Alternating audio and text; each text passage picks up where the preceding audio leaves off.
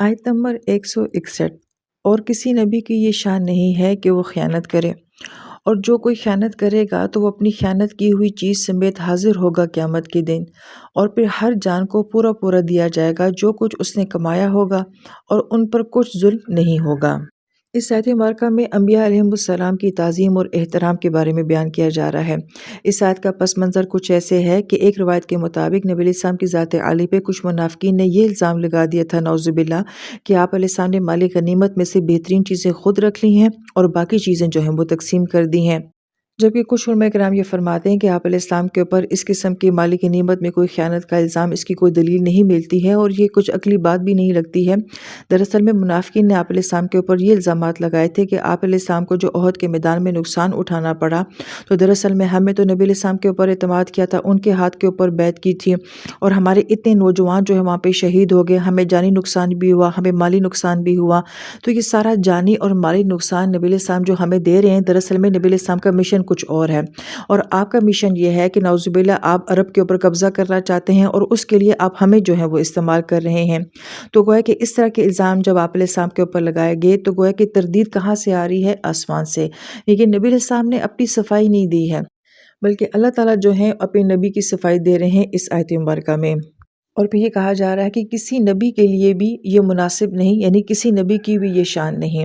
गोया कि यहाँ पे नबी अलैहिस्सलाम का नाम नहीं लिया गया, बल्कि तमाम अंबिया को शामिल किया गया। क्यों? इसलिए कि जब किसी एक नबी पे इल्ज़ाम लगेगा तो उसका मतलब है ये बात तमाम नबियों के ऊपर की जा रही है। तो गोया कि तमाम नबियों को यहाँ पे जो है उस इल्ज़ाम से बरी किया जा रहा है। फिर आयत में जो है वो ग़िल की नफ़ी की जा रही है कि कोई नबी भी जो है वो ग़िल नहीं कर सकते। ग़िल का एक माना बयान किया जाता है कि वो दरख्त जिनसे एक मादा निकलता है, वैक्स टाइप जो है वो मादा निकलता है, उसको भी जो है वो ग़िल कहा जाता है।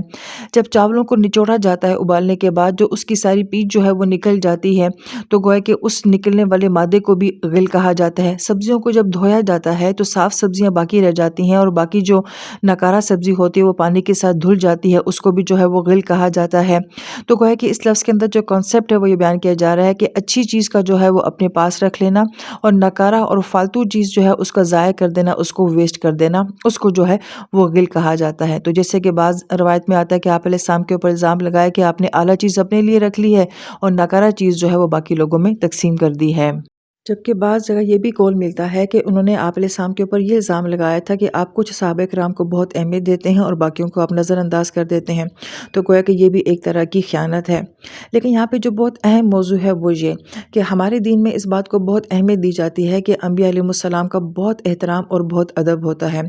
जबकि हम बाकी अक़वाम में ये देखते हैं कि जो किसी नबी को मानते भी थे, वो नबी में और आम इंसान में कोई फ़र्क नहीं करते। वो नबियों के बारे में ऐसे बात कर जाते हैं जैसे किसी एक आम सियासी लीडर के बारे में बात करते हैं, आम इंसान के बारे में बात करते हैं। बाइबल और तौरात जो है वो ऐसी बातों से भरी हुई है जहाँ वो अपने नबियों के ऊपर बहुत बड़े-बड़े इल्ज़ाम लगा देते हैं, जो कि इस उम्मत का इंसान जो है वो सोच भी नहीं सकता है। इवन आज भी हम ये देखते हैं कि वो अपने नबियों की पिक्चर्स भी बना लेते हैं, कार्टून भी बना लेते हैं, और उनके बारे में बड़ी बोल्डली जो है वो राय भी दे देते हैं। जबकि हमारे यहाँ इस मामले को बहुत नाज़ुक लिया जाता है कि हम ना कि सिर्फ़ नबी अलैहिस्सलाम की ज़ात आली, बल्कि किसी नबी के बारे में किसी भी किस्म की कोई बेअदबी, कोई भी ऐसी बात उनकी तरफ मंसूब नहीं करते जो उनकी शान के मुनासिब ना हो। लिहाजा आयत के पहले हिस्से में तो नफ़ी कर दी गई कि नबी तो कोई ऐसा कर नहीं सकते। अलबत्ता दूसरे हिस्से में कहा जा रहा है कि वमन यग़लुल। अब मन का सीगा जो होता है वो मजहूल होता है, यानी कि जो कोई भी, जब भी, जिस दौर में भी, और जिस इंसान ने जो भी अपनी ज़िंदगी में किसी भी किस्म की जो है वो ख़यानत की होगी, वो क़यामत के दिन उसको लेकर आएगा। ये ख़यानत अल्लाह ताला के साथ भी हो सकती है, उनके फ़राइज़, उनके अहकाम के मामले में भी। नबी अलैहिस्सलाम के साथ भी ये ख़यानत हो सकती है, हमारी आपस के रिश्तों में, ताल्लुकात में भी हो सकती है, अपने इदारों के साथ भी हो सकती है, अपने काम के साथ भी हो सकती है, माली मामलात में भी हो सकती है।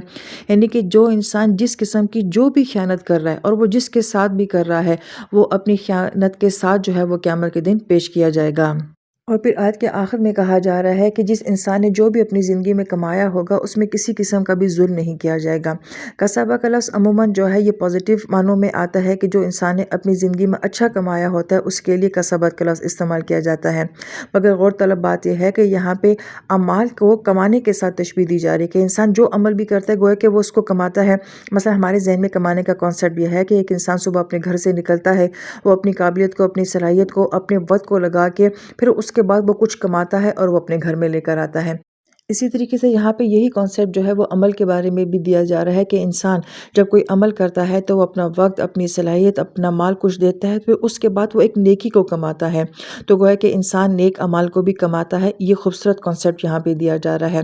اور پھر جو انسان کماتا ہے تو ہر انسان یہ کہتا ہے کہ میں نے اپنا وقت، اپنی صلاحیت دی، اب میری جو ہے وہ اتنی پے بنتی ہے، مجھے میرا معاوضہ جو ہے وہ اتنا بنتا ہے۔ تو اللہ تعالیٰ یہ فرماتے ہیں کہ جو انسان بھی کسی بھی خیر کے کام میں اپنا جو کچھ بھی دے رہا ہے اس کو پورا پورا واپس دیا جائے گا۔ ذرا بھر بھی کوئی ظلمہ کا مطلب ہوتا ہے جو جس کو ڈیزرو کرتا ہے اس کو وہ نہ دیا جائے، تو کسی قسم کی کمی جو ہے وہ اس کے جزا میں نہیں کی جائے گی۔ پھر آیت نمبر 162 میں یہ کہا جا رہا ہے کہ کیا وہ شخص جس نے اللہ کی رضا کی پیروی کی، کیا یہ اس کی مانند ہو جائے گا جو اللہ کے غضب اور غصے کو کما کر لوٹا ہے؟ اس کا ٹھکانہ تو جہنم ہے اور وہ بہت ہی بری جگہ ہے پہنچنے کے لیے۔ پچھلی آیت مبارکہ میں اس بات کی نفی کی جا رہی تھی کہ نبی علیہ السلام نے کسی قسم کا کوئی غل نہیں کیا۔ یہاں نبی علیہ السلام کا مقصد بیان کیا جا رہا ہے کہ آپ علیہ السلام کی اس ساری تحریک کوشش کا مقصد کیا ہے، وہ اللہ تعالیٰ کی رضا ہے۔ یہاں پہ بڑی اہم بات علماء کرام یہ فرماتے ہیں کہ آخر ان لوگوں نے نبی علیہ السلام کے اوپر یہ الزام کیوں لگایا تھا۔ اس کی بہت بڑی وجہ یہ تھی کہ سیاست کا اور مذہب کا آپس میں ہمیشہ سے بڑا گہرا تعلق رہا ہے۔ سیاستدان جو ہوتے ہیں وہ مال والوں کے ساتھ تعلقات رکھتے ہیں، اور جو مال والے ہوتے ہیں ان کے سیاستدان کے ساتھ جو ہے تعلقات لازمی ہوتے ہیں، اور یہ دونوں ایک دوسرے کو جو ہے وہ سپورٹ کرتے رہتے ہیں۔ تو گویا کہ یہاں پہ جب یہ منافقین آپ علیہ السلام کو دیکھتے ہیں کہ آپ علیہ السلام جنگ لڑتے ہیں، اس کے بعد مالی غنیمت آپ علیہ السلام کو ملتا ہے، تو ان کے ذہن میں یہ سوچ آتی ہے کہ نبی علیہ السلام جو یہ سارا مالی غنیمت لے رہے ہیں، اس مال سے ان کا مقصد کیا ہے؟ سیاست کرنا مقصد ہے۔ لہٰذا وہ الزام یہ لگا رہے ہیں کہ نبی علیہ السلام یہ سب کچھ جو کچھ کر رہے ہیں یہ دراصل میں سیاسی مقصد ہے، مالی مقصد ہے، اور یہ سب اقتدار کی جنگ ہے۔ تو گویا کہ اس کی نفی تو پچھلی آیت مبارکہ میں کر دی گئی۔ یہاں پہ اللہ تعالیٰ یہ فرماتے ہیں کہ یہ سب اللہ کی رضا کے لیے۔ اس کا ثبوت کیسے ملتا ہے؟ ایک تو یہ کہ صحابہ کرام اور نبی علیہ السلام کو جو احد کے میدان میں زخم ملتے ہیں، کیا یہ زخم جو ہیں یہ دنیا کے اقتدار کی وجہ سے ہیں؟ پھر اگر یہ مان بھی لیا جائے خدا نخواستہ کہ یہ سارا مال، اسباب، مال غنیمت، یہ سب کچھ نبی علیہ السلام جو ہے اپنی کسی غرض کی وجہ سے کر رہے ہیں، تو انسان کے مال کا سب سے زیادہ فائدہ جسے ہم کہتے ہیں کہ انسان کا مال سب سے زیادہ انجوائے کون کرتا ہے، وہ اس کی اپنی اولاد کرتی ہے۔ لیکن نبی علیہ السلام کے گھر میں تو ہم یہ دیکھتے ہیں کہ آپ کی ازواج کے گھر میں چولہے نہیں جلتے، حضرت فاطمہ اللہ عنہا کے گھر میں جو ہے وہ چولہا نہیں جلتا ہے، تو وہاں پہ تو ہمیں فاقے کے فاقے نظر آتے ہیں۔ تو پھر یہ کیسا اقتدار ہے، یہ کیسی سیاست ہے، اور یہ کیسے مال کی جنگ ہے کہ جس میں آپ اپنی زندگی میں اتنا ٹف ٹائم گزار رہے ہیں؟ تو گویا کہ نبی کی زندگی یہ بتاتی ہے اور صحابہ کرام کی زندگی یہ بتاتی ہے کہ یہ سیاست کے لیے نہیں ہے، یہ اقتدار کے لیے نہیں ہے، دراصل میں اس سب کے پیچھے کوئی اور مقصد ہے، اور وہ مقصد اللہ تعالیٰ کی رضا ہے۔